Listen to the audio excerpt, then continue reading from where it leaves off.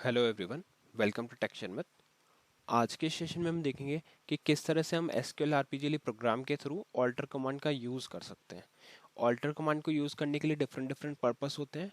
आज जो मेनली हम डिस्कस करेंगे वो देखेंगे कि किस तरह से हम ऑल्टर कमांड की हेल्प से एक एग्जिस्टिंग टेबल के अंदर हमारा नया कॉलम ऐड कर सकते हैं।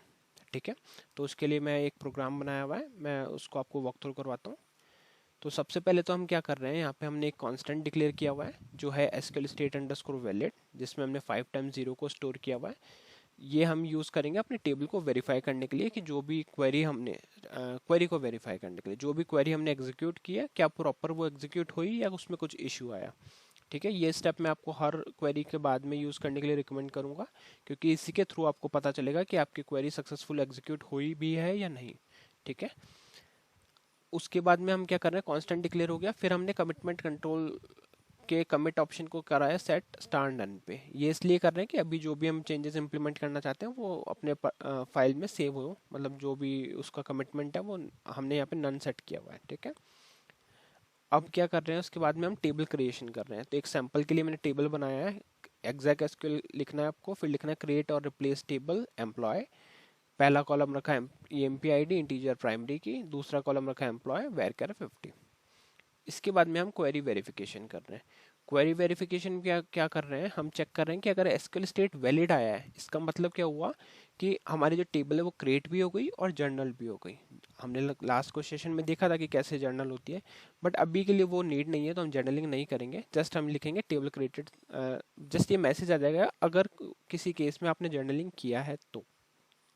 उसके बाद में हम ये वाला मैसेज आएगा हमारे को 01567 के लिए, जिसका मतलब होता है कि टेबल तो क्रिएट हुआ सक्सेसफुल बट जर्नलिंग नहीं हुई। इसके अलावा कोई और भी कंडीशन होती है तो वो एरर है, उसको हम डालेंगे एसक्यूएल स्टेट, यहाँ पे प्रिंट कर देंगे। मैं नॉर्मली एसक्यूएल स्टेट यूज़ करता हूँ, हो सकता है आप लोगों ने इसकी जगह पे एसक्यूएल कोड भी यूज़ करते हुए देखा हो किसी को, तो आप बट मैं यही रिकमेंड करूँगा कि एसक्यूएल स्टेट के थ्रू आपको पूरी डिटेल्ड इन्फॉर्मेशन मिलती है, तो आप यही यूज़ करें। और यहाँ लिख देंगे query ended with an error. ठीक है, तो ये हो गया हमारा यहाँ तक का पार्ट, जिसमें हम क्या कर रहे हैं, टेबल को एग्जीक्यूट कर रहे हैं, मतलब टेबल को क्रिएट कर रहे हैं। अब मैं इस पार्ट को एक बार के लिए कमेंट करूंगा, हम प्रोग्राम कॉल करेंगे और फिर इसके बाद में इसको मैं वापस से यूज़ करके आपको दिखाऊंगा। ठीक है, तो एक बार बिना इस पार्ट के हम एग्जीक्यूट करेंगे, जिससे हमारे को सिर्फ ये पता चलेगा कि टेबल क्रिएट हुआ वो कैसा स्ट्रक्चर के साथ हुआ। तो यहाँ पे एक, अब मैं इसको कॉल करता हूँ, तो यहाँ पे आया टेबल क्रिएटेड बट नॉट जनरल्ड। अब हम क्या करेंगे, एसटीआरएसक्यूएल करेंगे। एसटीआरएसक्यूएल के बाद में मैं क्वेरी रन करूंगा, सेलेक्ट स्टार फ्रॉम शर्मित 1/एम्प्लॉयज। ठीक है, एम्प्लॉय क्वेरी किया, तो यहाँ पे एम्प्लॉय आईडी और एम्प्लॉय नेम के लिए हमारे पास कॉलम आ गया। इसमें डेटा इंसर्ट कर देते हैं, इंसर्ट इनटू। ठीक है, ये कॉलम आपने देख लिया कि इसमें कॉलम आया। अब हम क्या करेंगे, इसको यहाँ पे इंसर्ट करते हैं, डेटा इंसर्ट इनटू शर्मित 1/एम्प्लॉयज। यहाँ पे आप F4 लोगे और एंटर करोगे, फिर यहाँ पे एम्प्लॉय आईडी मैंने डाल दी 100 और यहाँ डाल दिया EM पे 100। ये एम्प्लॉय मतलब एम्प्लॉय नेम के लिए ये फील्ड, और ये स्ट्रिंग है इसलिए इसको रखेंगे कोट में। ठीक है, ये इंसर्ट कर दिया हमने डेटा। अब हम देखते हैं एक और डेटा इंसर्ट करके, तो इसी के साथ में मैं दूसरा रिकॉर्ड इंसर्ट कर दूंगा 200 के लिए। अब अगर आप इस पर क्वेरी रन करके देखोगे तो आपको ये दोनों रिकॉर्ड इसमें इंसर्टेड दिखेगा।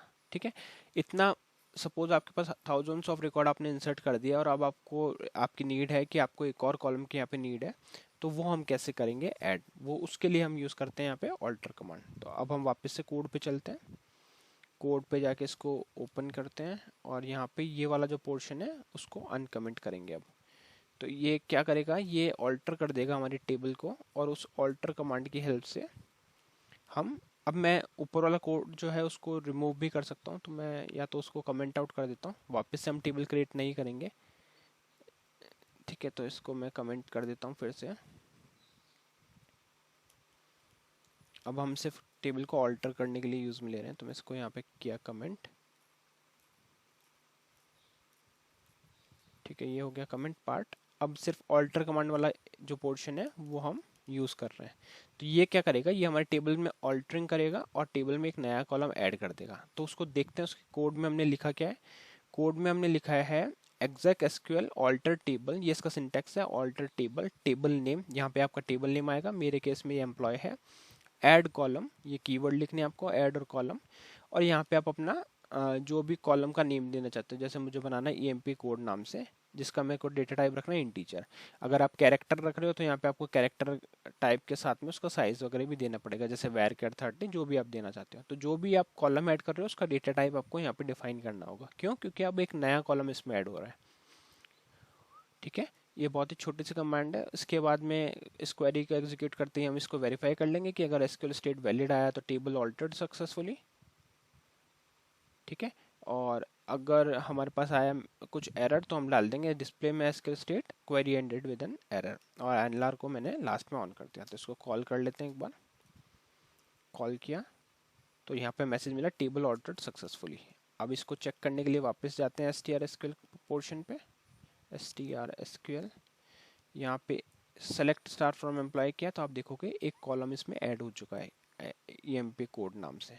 ठीक है, तो यही, अब अगर मैं इस पे इंसर्ट क्वेरी वही प्रीवियस वाली चलाऊंगा तो वो नहीं चलेगा, क्योंकि अब हमें इसको एक और रिकॉर्ड देना होगा जो है एम्प्लॉय कोड, emp कोड। तो यहाँ पे नहीं आ रहा है ये इशू, इसमें इशू आ रहा है तो F4 करेंगे, फिर से एंटर करेंगे। अब यहाँ पे आपको थर्ड कॉलम दिखेगा, तो आपको एम्प्लॉय कोड में देना होगा 300।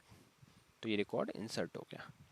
ठीक है, तो अभी के लिए आपको लग रहा होगा कि ये कॉलम तो हम टेबल डिलीट भी कर देते हैं, डिलीट करके भी नया टेबल क्रिएट कर सकते हैं, बट ये तब इशू करेगा जब आपके पास बहुत डेटा है। और डिलीशन कभी भी एक सॉल्यूशन नहीं होता, हमें टेबल को कभी भी डिलीट नहीं करना चाहिए अनटिल अनलेस वो बहुत ही रिक्वायर्ड है। ठीक है, हमेशा हम यही ट्राई करते हैं कि जो हमारा एग्जिस्टिंग डेटा है उसको हम सेव रखें। अदरवाइज आपको बहुत लॉस हो जाएगा, अगर आपने डेटा ही रिमूव कर दिया तो वो एक गलत अप्रोच है। तो ध्यान रहे जब भी आप इस तरह के कुछ ऑपरेशन परफॉर्म कर रहे हो, हमें डेटा लॉस नहीं करना है। और जब भी रिक्वायरमेंट है उस रिक्वायरमेंट के अकॉर्डिंग आप ऑल्टर कमांड को यूज़ कर सकते हो। जैसे आज हम इस सेशन में हमने देखा कि कैसे ऑल्टर कमांड की हेल्प से एक हमने नया कॉलम ऐड कर दिया, इससे हमारा डेटा लॉस नहीं हुआ, जो प्रीवियस डेटा था वो एज इट इज़ है। और ये हो गया नल पे सेट, इसके लिए नल पे वैल्यू सेट हो गई। अगर चाहो तो आप अपडेट क्वेरी चला के बाद में इसको अपडेट भी कर सकते हो, बट अभी के लिए हमने सेट कर दिया इसको नल पे, और नए जो एंट्री होगी उसके लिए ये रिक्वायर्ड रहेगा। ठीक है, तो ये पूरा प्रोसेस हमने क्या देखा, इस प्रोसेस में हमने समझा कि कैसे हम टेबल को ऑल्टर कमांड की हेल्प से एक और कॉलम प्रोवाइड कर सकते हैं। ठीक है, तो स्टेप्स क्या क्या फॉलो करें। सबसे पहले तो हमने टेबल क्रिएट किया था इस कोड से, तो यहाँ से टेबल क्रिएट हुआ।